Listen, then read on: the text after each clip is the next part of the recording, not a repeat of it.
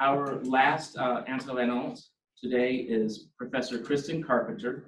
She is the Council Tree Professor of Native American Law at the University of Colorado Boulder and a member of the United Nations Expert Mechanism on the Rights of Indigenous Peoples. I hope I got that all right. And I believe Cherokee, if I remember your affiliation. But you can correct all of my mistakes. Okay. They are numerous. She will talk to us about, among other things, about language access for Native American nations in the U.S. and whatever else she wants to talk about. Please welcome Kristen Carpenter.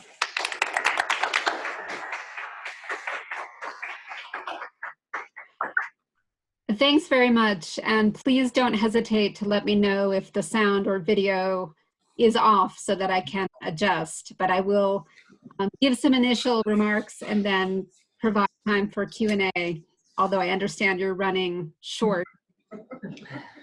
I wanted to thank Alan and Bill for including me in this session. We met last year at the General Assembly on the launch of the International Year, and also to Joanne for making it possible for me to do so electronically. And I was able to listen to some of the previous, but not all of the presentations. I tuned in just in time to hear Kenneth Deere teasing me this time about using my time, perhaps. And it's always good to see my good colleague, Kenneth, whom I really admire for his many years of advocacy and leadership in the Indigenous peoples' human rights realm. And following his lead, and along the lines of the introduction, I did want to clarify just a little bit. I'm not a citizen of the Cherokee Nation. I'm a relative, but I'm not enrolled. And the Cherokee Nation is quite clear about that difference being an important one. I'm quite close to my family and the community. I'm studying the language and I participate in the culture, but I also don't want to violate tribal law or offend my relatives by leaving the wrong impression. So I just wanted to say that. I am the chair currently of the Expert Mechanism on the Rights of Indigenous Peoples. And a word about that, the Expert Mechanism is a subsidiary body of the UN Human Rights Council, and it's comprised of 7 members, each from the world's 7 sociocultural regions. And I'm the member from North America. Currently, I'm also MRIP's designee to the steering committee for the International Year of Indigenous Languages. And so I've been deeply involved in this movement for a long time. And on behalf of the Expert Mechanism, I really want to thank you for the opportunity to participate in this seminar on translation and interpretation. We feel that translation and interpretation are important aspects of Indigenous people's rights to language and ones that are not fully understood and appreciated in many of the dialogues. I won't give you too much about the Expert Mechanism, but I did want to say that our mandate from the Council is to assist states and Indigenous peoples in the realization of the Declaration on the Rights of Indigenous Peoples, as well as other international treaties and covenants. And it's this perspective, the human rights perspective, that I'd like to bring to this discussion. And I understand there have been other presentations much deeper on the pedagogies and skills of translation and interpretation. And my presentation is necessarily different, but I hope we can find some common ground. I'm not sure if you've talked about it already in the seminar, but these points are all the more important because the General Assembly is now on the cusp of announcing the International Decade on Indigenous Languages. And many of us, spent all year advocating not only for progress immediately, but for the realization that it would take much more time and resources to reverse hundreds of years of oppression of Indigenous people's language rights. And we're really quite gratified to learn that those efforts have been successful. And I think that it means for all of us working in this field, there's so much to be done, but so much opportunity now to have international awareness and hopefully solidarity and additional resources to bring to this issue. So the Declaration on the Rights of Indigenous Peoples, which was adopted in 2007, provides that Indigenous peoples have a right to preserve, use, and transmit their languages. and states have an obligation to ensure that this right is protected. And the expert mechanism, one of our functions is to provide studies on different rights of Indigenous peoples to inform the Human Rights Council and member states about how human rights affect Indigenous peoples in their own contexts. And well before the International Year, for over a decade, the expert mechanism has been doing studies on Indigenous peoples' cultures and languages. And through that work has come to understand that language rights may make the difference between life and death, both for Indigenous individuals and for their nations and peoples more broadly. And this goes to the individual and collective nature of Indigenous peoples' rights. I'll say a little bit more about each. And so for Indigenous peoples, the right to use one's language and be understood in it is absolutely necessary to receive medical and health services, to have access to justice and legal representation, to secure education and employment, to enjoy freedom of expression and conscience. And sometimes it's necessary just to survive. Here I'll share a story that you may or may not be familiar with. Last year in the US, a little girl, an 8-year-old girl named Jacqueline Cowell McKean, crossed the US-Mexico border with her dad on December 6th. They were detained by US authorities, and 24 hours later, Jacqueline was dead. She began vomiting, she had a high fever, and she died at a hospital while in US custody in Texas. It later emerged that Jacqueline had been already in custody when she started to get sick, and her temperature reached 105 degrees. She went into cardiac arrest and liver failure. But the Department of Homeland Security nonetheless disclaimed any responsibility for her death, noting that her father had signed an immigration form, I-779, attesting to Jacqueline's good health.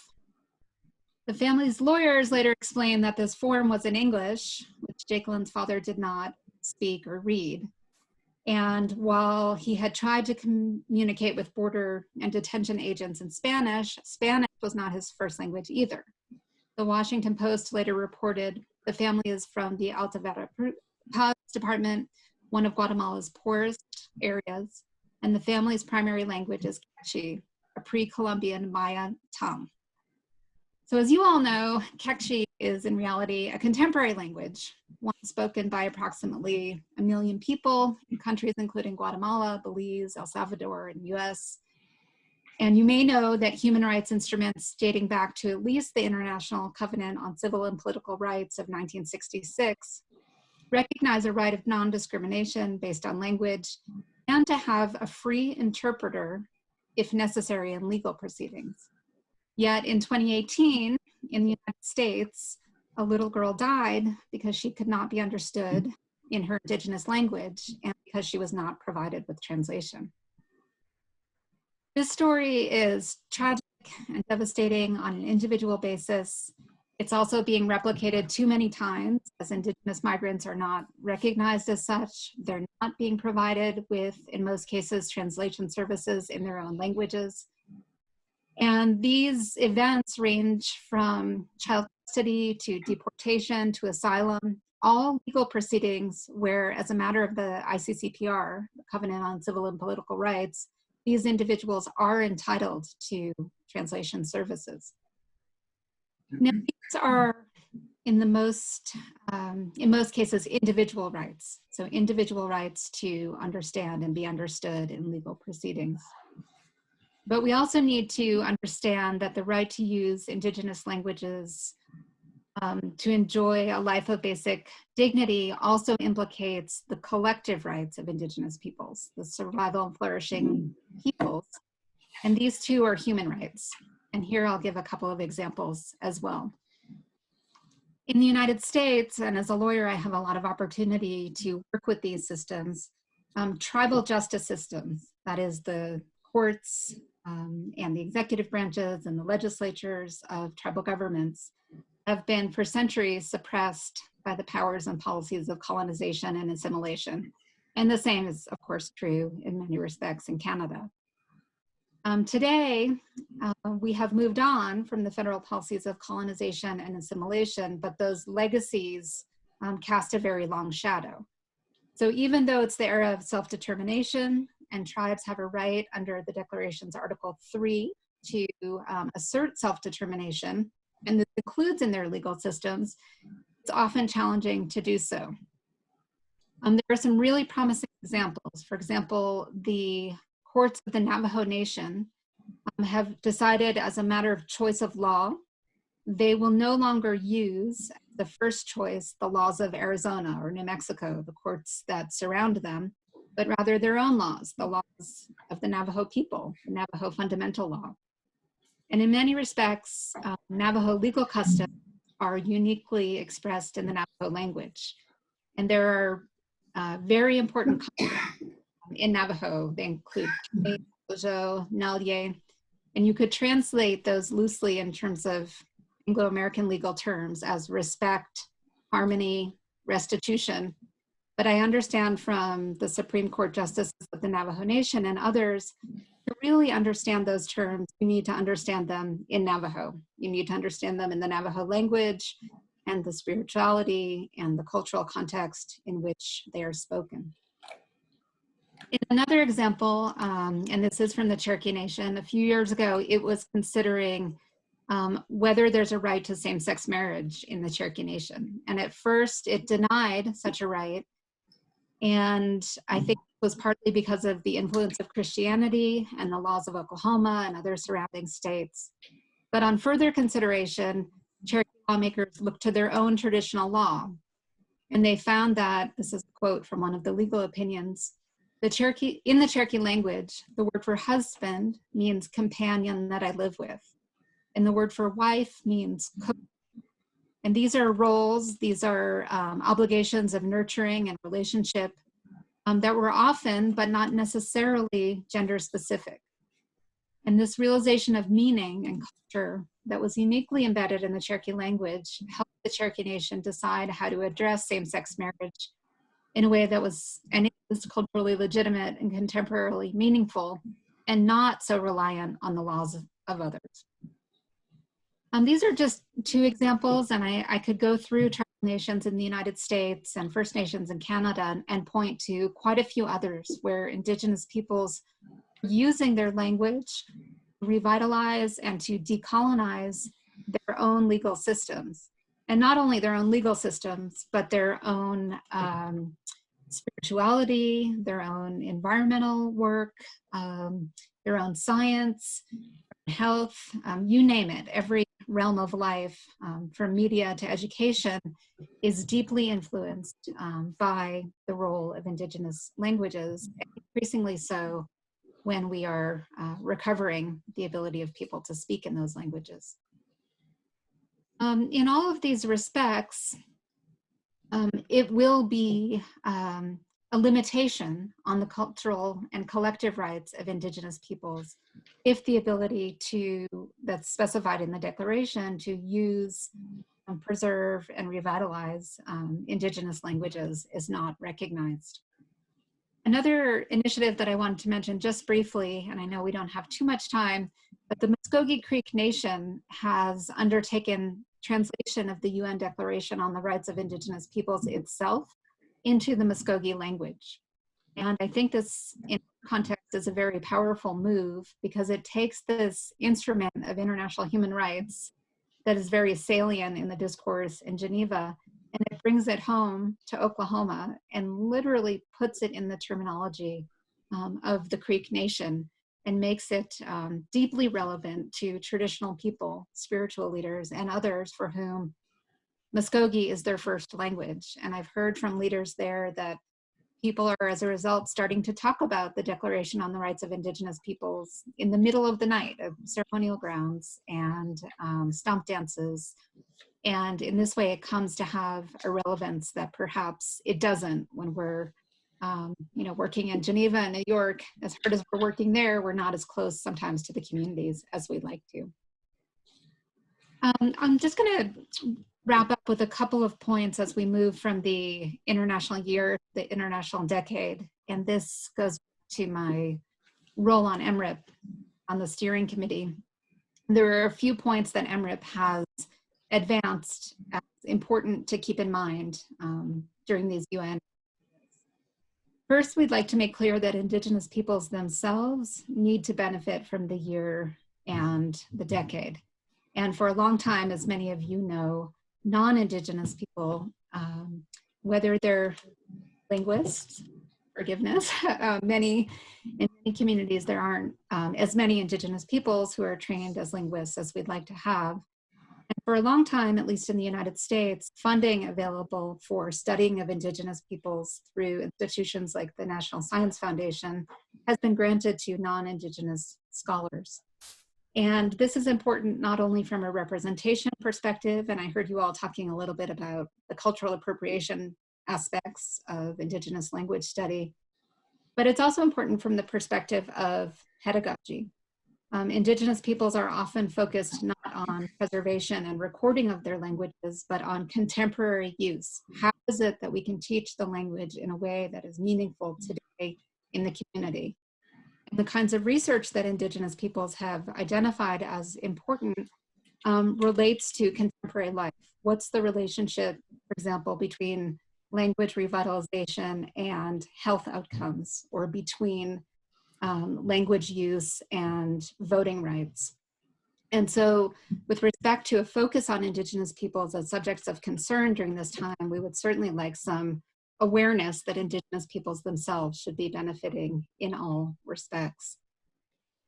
Secondly, that Indigenous languages must be understood and addressed in a holistic fashion, reflecting the human rights framework. And I can't go into great detail here, but one remarkable and important aspect of the human rights framework is that it is both remedial and ongoing in focus. And so instruments like the Declaration on the Rights of Indigenous Peoples require an accounting for past injustices. And to the extent that states have spent hundreds of years and millions or even billions of dollars, I think one study shows that the US boarding school system spent the equivalent of 1.8 billion contemporary US dollars eradicating tribal culture and language. Those past injustices must be not only acknowledged, but remedied during the international year and now decade. And this means in terms of real resources, funding that can be available to support Indigenous peoples' language programs, as well as the symbolic and relational aspects of reconciliation that, for example, Canada's Truth and Reconciliation process has identified. Third and fourth, I'll try to make this snappy. Perhaps it's been suggested already, but Indigenous language rights are not just about preservation, as we've said, but also about production. And so modern technologies need to be used for education, and we often do talk about education, but we don't as often talk about, for example, the arts or science or subcategories, traditional knowledge, literature, music, texting, you name it. And to think about that in terms of production and not just preservation of Indigenous languages will be important to a future oriented project. And then finally, from the expert mechanisms perspective, and it goes with the holistic approach to language rights, one of the things that we've noticed in our studies is that often even very well-meaning states and experts have taken an approach of knowing what's better than the Indigenous communities do themselves for the recovery, teaching, and passing on of Indigenous languages. And this is not only just a case of perhaps economic or political superiority, it goes to fundamental human rights, like the right of participation, of free, prior, and informed consent, that should apply in language rights advocacy.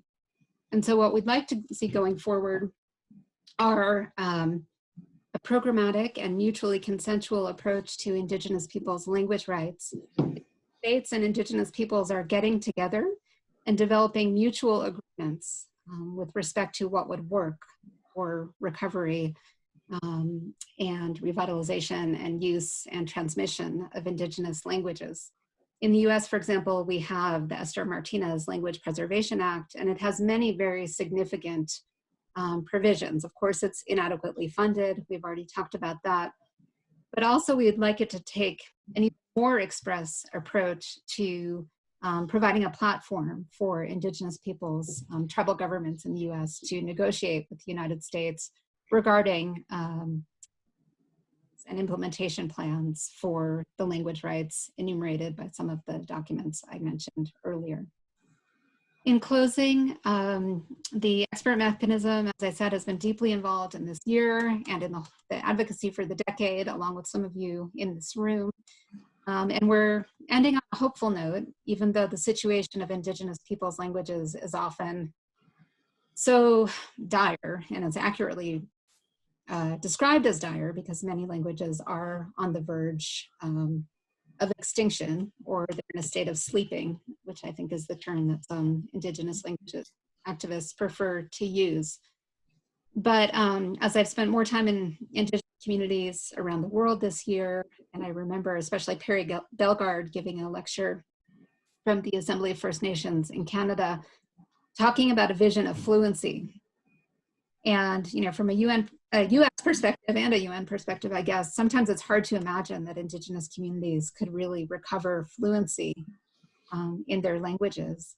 And it almost gives me chills to think about it. But in 10 years, in a decade, if we bring all of the world's resources and attention to support Indigenous people's advocacy and solidarity, I think we can do it. And I think that's a very powerful vision, and it's one that's consistent with human rights.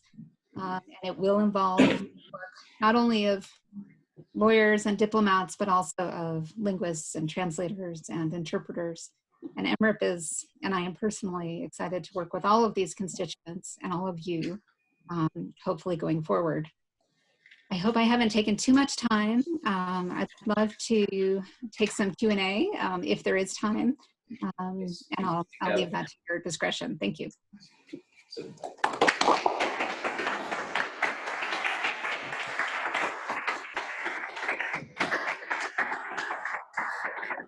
thank you, Kristen. We do have, I would say, about maybe 10 minutes for question and answer. And, Great. And since Kristen, I don't think you can see the audience, I will help by moderating and just. Thank you. Pointing to And I should show you, I'm holding my Cherokee syllabary tea mug right here. I just realized it sort of totally by accident. So this is Chalagi, and this is our 96 character syllabary, which seems appropriate for the occasion. I'll just start by commenting, and Kristen may know this, but the Esther Martinez Native American Languages Programs Revitalization Act is up for reauthorization in the US Congress, passed the US Senate unanimously, which was frankly a surprise because that's where it got stuck in the last Congress, but passed unanimously. And I think that was a change in leadership in the Senate Indian Affairs Committee from Senator Barrasso of Wyoming to Senator Hoven of North Dakota. And it is now, we expect, will be on the suspension calendar for the House of Representatives sometime in the next week. It has more than 170 co-sponsors now. And that, and it was rewritten by Mr. Ben Ray Lujan of New Mexico, Representative, and Senator Udall of New Mexico, taking into account the need for 5-year programs instead of 3-year programs, 5-year grants to Native American language programs, and significantly increasing the level of funding which is authorized. That doesn't necessarily mean it will be appropriated, and you really don't want to know too much about how the American federal government works, believe me. But we are hopeful that we will see at least a bigger down payment for the transmission of Native American languages.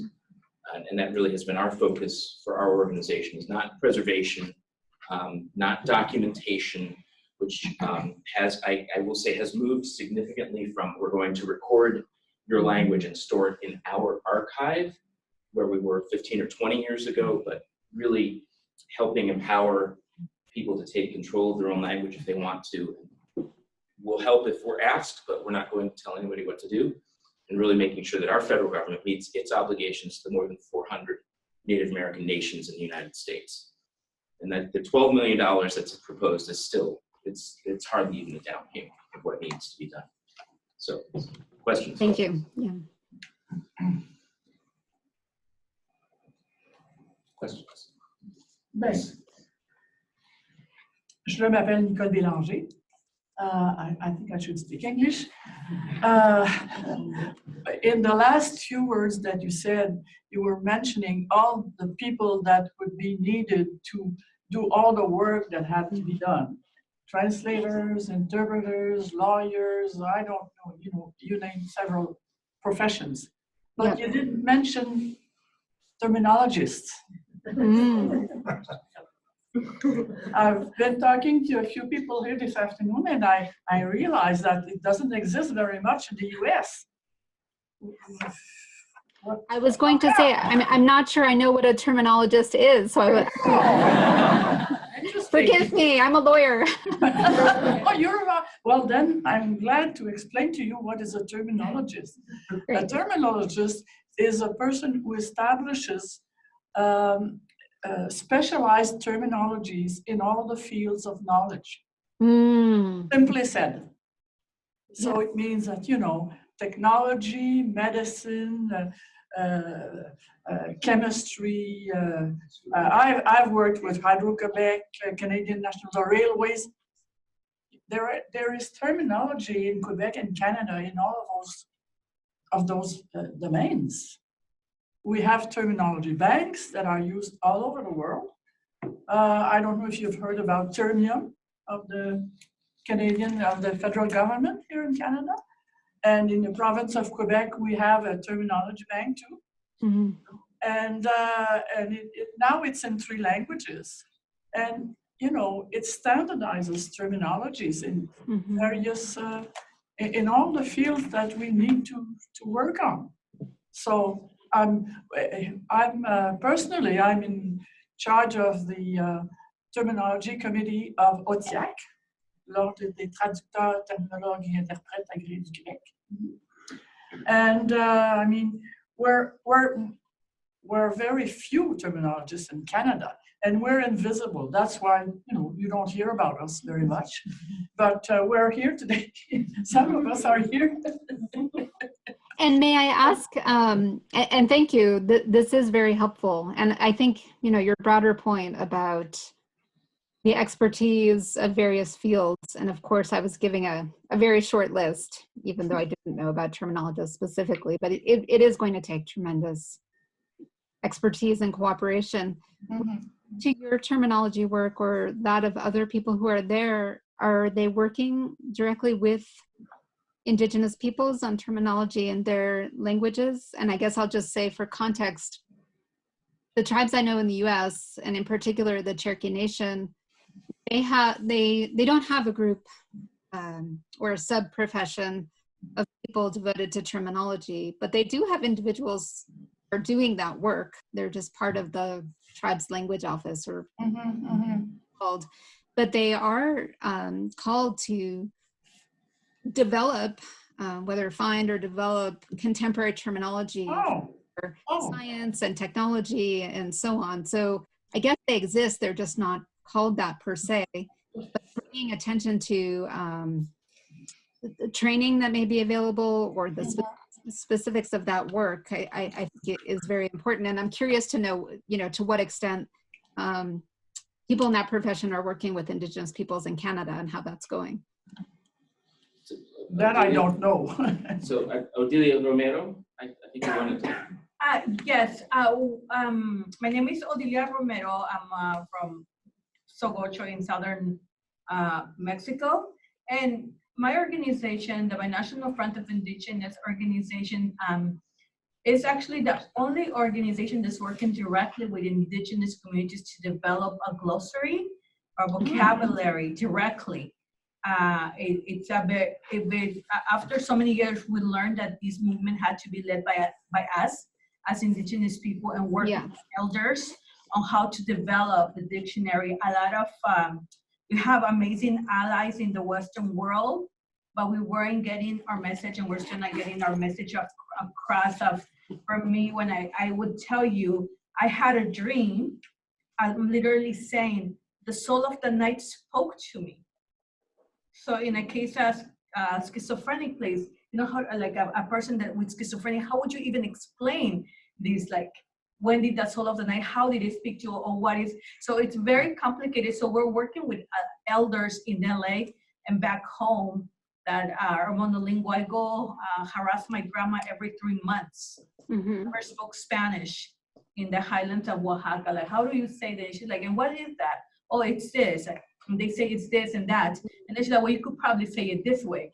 Like a priest, we've always known to say truth. And we're like, oh, truth, you know, you learn the language. But then now that we've deconstructed Zapoteco itself, it's that person that makes you tremble. Mhm. It totally makes sense now that you deconstruct the word, right? Truth is when you go like this. So now that you put it together, the person that makes you tremble, or witch, they say, oh, it's a brujo. Well, it's not a brujo when I break down bene, waja. Bene is a person, wa is that puts away, that keeps, ja is day. So the keeper of the day or the calendar keeper. So we've been working on that directly with the elders in the community. It's taking a lot of work. And in our culture, we drink a lot of mezcal, a lot of mezcal. Well, that makes, so much sense to me. And again, when I talk to some of the Cherokee language teachers, and now I'm going to call them terminologists, even though they don't call themselves that. But I'm gonna start using that too. yes, what I've heard is resonant with, I think, what you're identifying.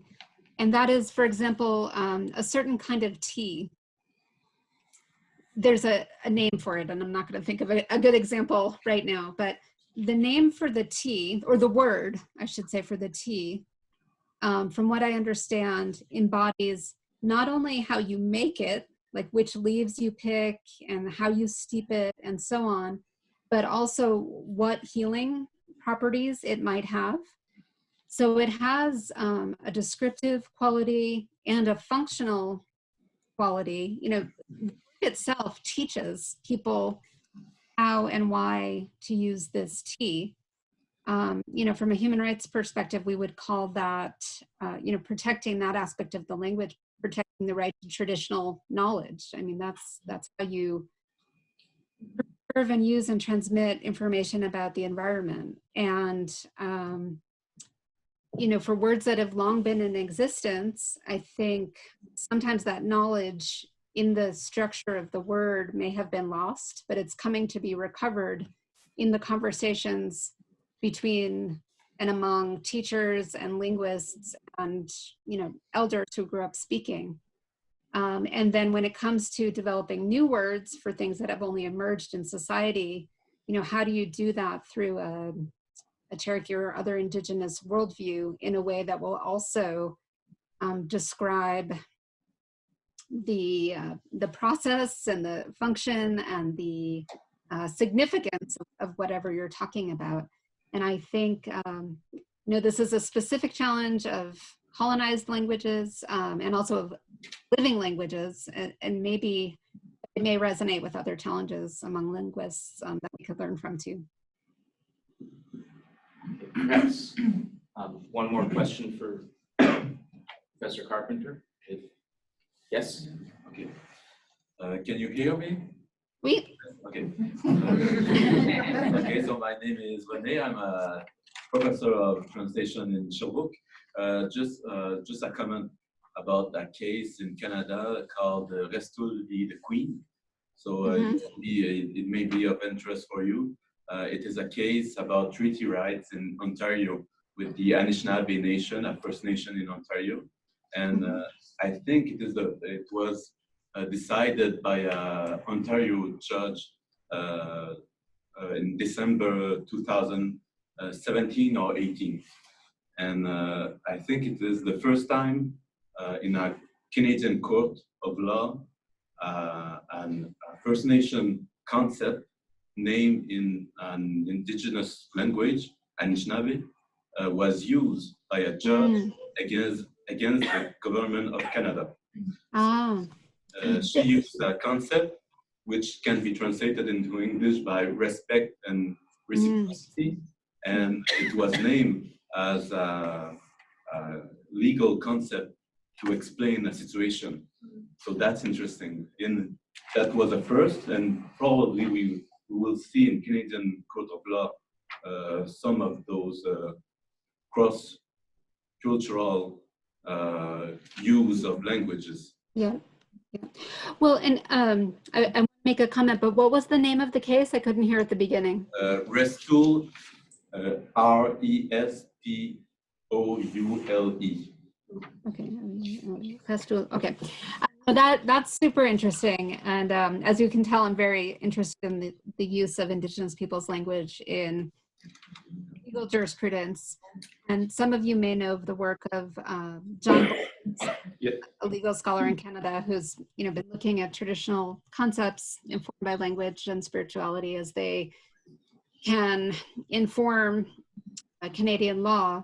And I think, in UNESCO, when they talk about the purpose of the International Year, it's to benefit, of course, and redress the harms that Indigenous peoples have suffered, but there is a societal aspect of all of this. And as a matter of intercultural understanding, legal pluralism, peace building, and benefiting from the knowledge, including legal knowledge embedded in particular societies, we can all learn. And I think that this case,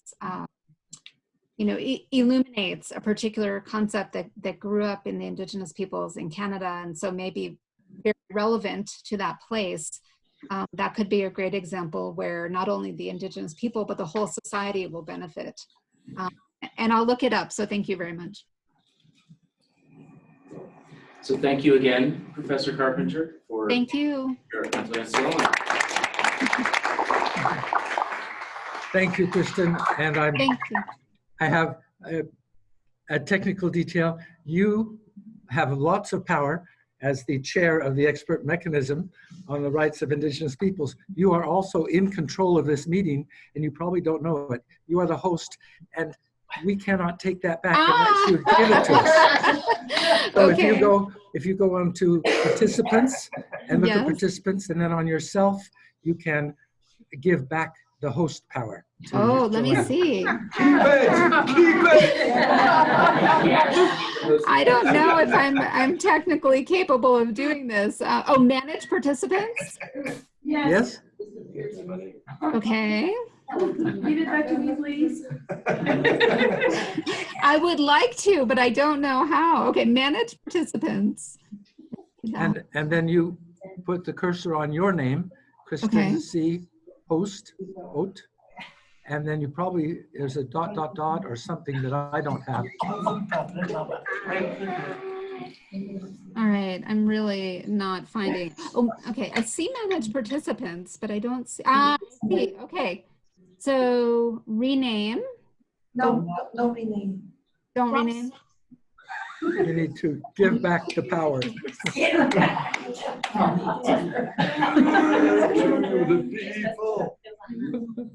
You can see the things that I'm not skilled at. In Okay, I got it back here, Dr. Okay. Carpenter. Got it. You got it back. Okay. Well, Thank you. thank you again. I'm just Thank going you. to Thank shut you off so my much. computer. How about that? Thank you all. I'd love to stay in touch. Bye-bye. Okay.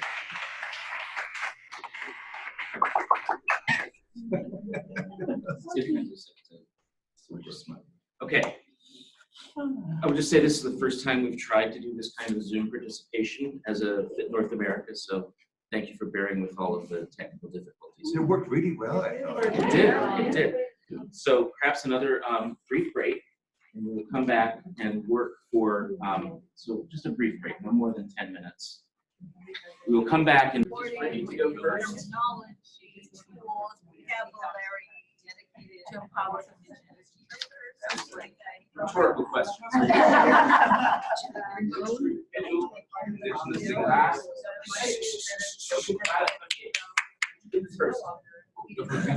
All right, so I'd like the rapporteur to come up so that you can be on the screen and recorded. So come up here to the podium. You didn't tell us this before. This is being recorded.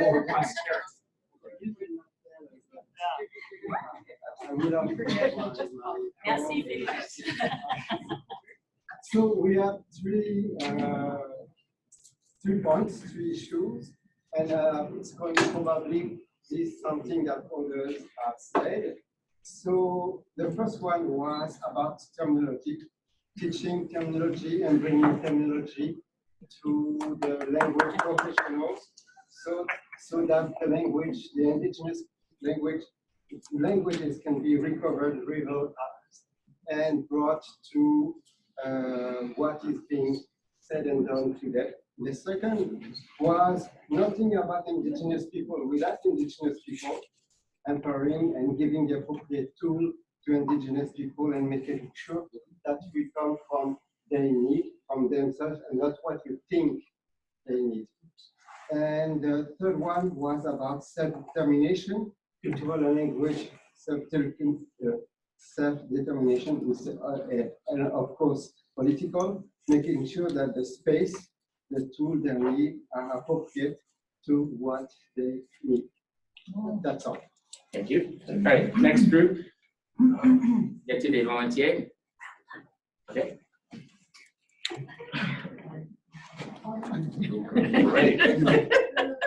That was short. We did not finish, but we will try something. Our proposal was that the tools, the technology, and the linguistic capabilities and practice known and used in the West be put to the service of the indigenous interpreters, i.e. bring in techniques, bring in equipment, and bring in experience that we have translating various languages, and see how it could be used in a new context without appropriating that language, which is not ours, and keeping in mind that in the past, using these languages when you were white was used as a weaponized tool of invasion, which you don't want to do today. Please.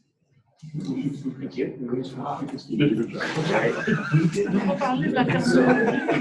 And please keep your notes. I'd like them at the end so that we can proceed further with what?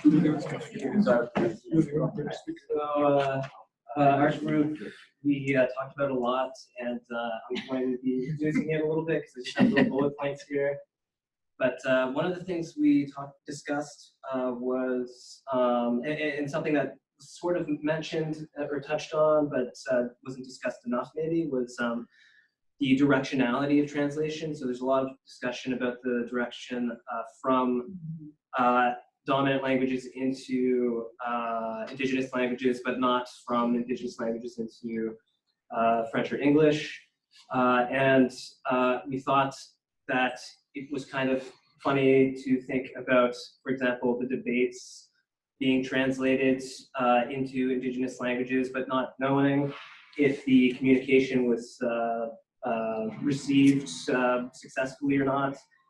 Furthermore, if indigenous communities aren't actually participating in the Canadian electoral system, then the translation or the interpretation of these debates seems kind of funny as something to prioritize as what needs to be communicated. But this kind of led us into a discussion on the training, the accessibility to resources for training indigenous translators and interpreters. So when we're thinking about this directionality, if you want more directionality into dominant languages, then we also need to be thinking about how to fight socioeconomic barriers and economic inequality, and how what methods need to be introduced and implemented to professionalize indigenous translation and indigenous translators and interpreters. And a lot, we think that a lot of that needs to fall on the government to fund these programs. And the last thing we talked about, or we wanted to mention, was the question of how to create pride in indigenous languages, because pride is a really important aspect of indigenous language revitalization as well.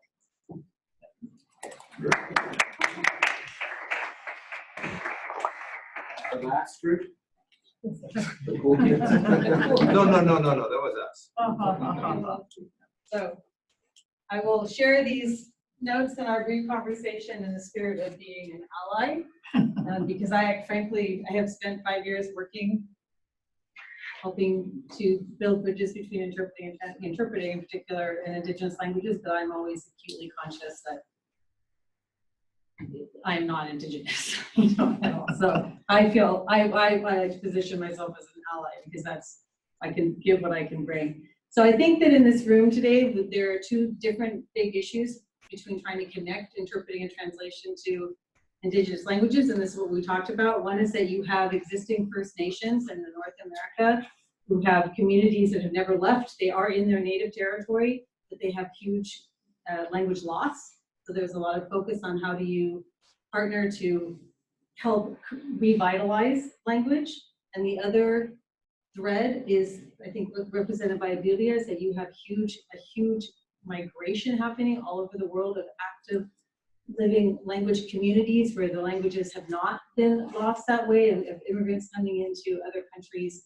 And so then the issue is really about providing that bridge between service provision. So on the one hand, I think we heard a lot about the need to be able to preserve an Indigenous community's rights to express themselves in their own language, whether it's needed or not, such as speeches in parliament and in political areas and ways where you can express yourself in your own language, even if there's not you don't really sure who the audience is. That it's not like you have to have that there for the whole audience to understand, if that makes sense.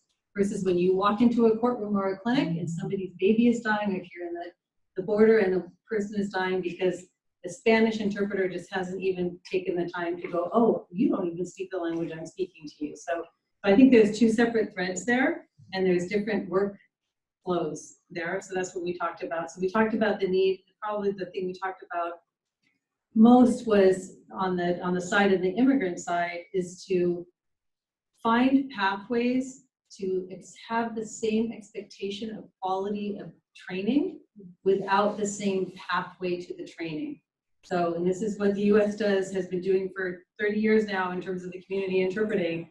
Your interpreters are never going to have a master's degree from an academic institution. You're not going to have masters in English and Zapotec and French, and that's not going to happen. But you can get people to a very high level of interpreting skill through short course and community-based training approaches. And so setting the standards high, viewing them as equals, but getting real about what it's going to, the bridge building that actually has to happen and the scaffolding that has to happen in order to provide those resources in a realistic way so a Zapotec interpreter could learn simultaneous interpreting in a legal topic. It's not going to happen at a university. It's going to happen through some other institution. So that was kind of what we talked about.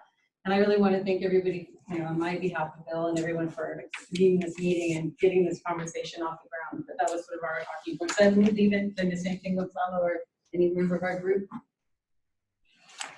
Okay. Thank you. So before we close and we bring up Alan in a minute, I just want to thank once again Usino, Dona Barrabe, Joan Cordell, and all of the EPA of YAC for their incredible support of this event. Very generous.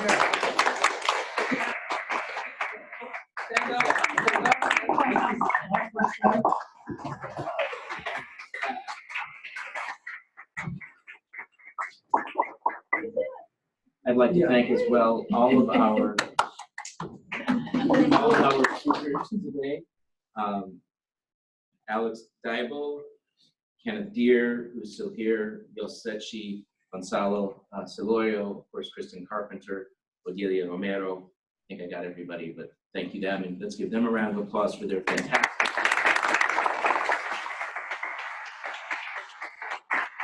Their honest and thought-provoking and challenging interventions today. And finally, I'd like to thank all of you for coming. And I know some people had to leave, they have childcare or travel obligations. Thank all of you for coming and participating so actively. And now, because I am blessed in my life to work with people who are smarter than me, I bring up Alan Melby. Non sequitur, non sequitur.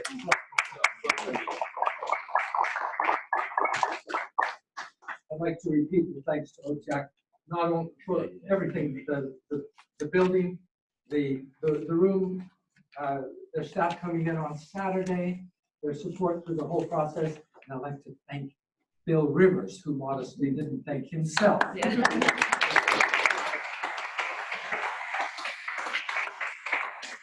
Greetings from Kevin Quirk, the president of FIT Mundus, the global organization, which FIT North America is a regional center.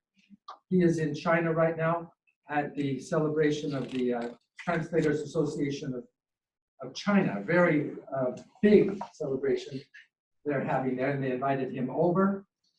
We also, I'd like to know, I had a whole thing prepared about possible collaboration between FIT and other global organizations on a worldwide scale, such as Wikitongues and Translation Commons.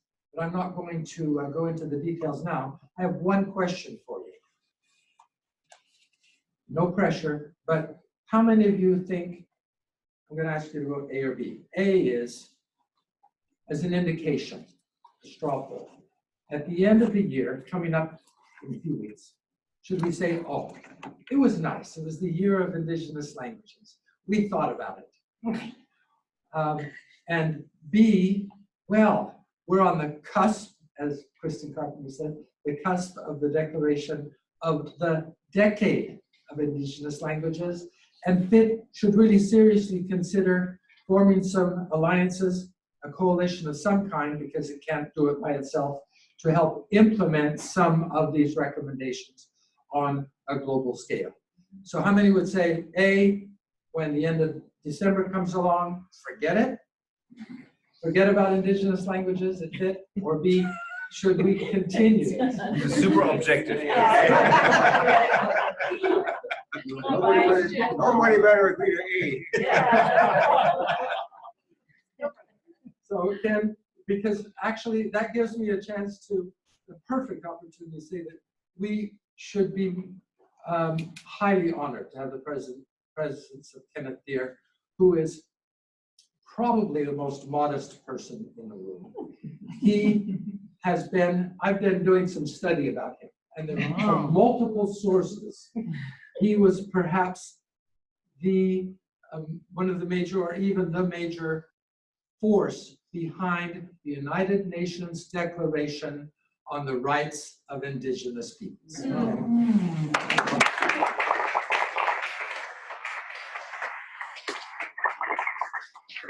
It's a gross exaggeration. I am modest, but the other part is grossly exaggerated. I was one of many people. And finally, there will be an opportunity to present papers to a global audience.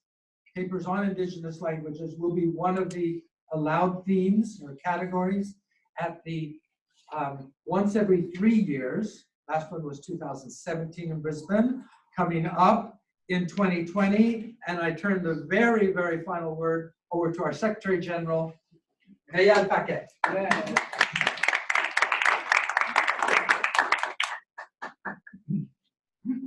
Alors, comme nous sommes au Canada, je vais faire un Justin Trudeau de moi-même et parler bilingue. Alan m'a un peu devancé. J'ai été en conversation toute la journée avec Kevin via WhatsApps. Et je vous transmets ses salutations. DJ, comme Alan l'a dit. And I would like to invite you to the World Congress of FIT, which will be held in December 2020, from the 3rd to the 5th of December. Le thème, un monde sans barrières, a world without barriers, un mundo sin barreras. The theme is very, very wide. Nous accueillerons, je fais vraiment un trudeau de moi-même, nous accueillerons presque tous les thèmes. L'appel à communication sera lancé très bientôt. Je le sais parce que j'ai fait la traduction lundi. Il sera lancé à tous les membres de la FIT.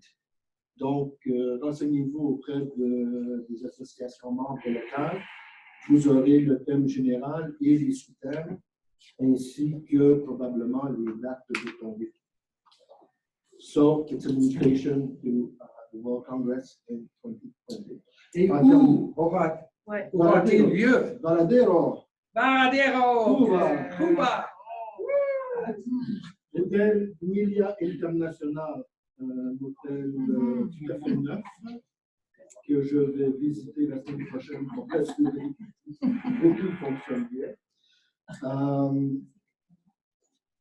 Oui, Varadero, et qu'est-ce que je voulais dire? Oui, en terminant, je voulais vous remercier d'avoir été là toute la journée. En mon nom et au nom de Kevin, je voudrais remercier Bill, Alan, Donald, Diane et Joanne de l'organisation de ce symposium, ma foi, fort sympathique et fort intéressant. Merci.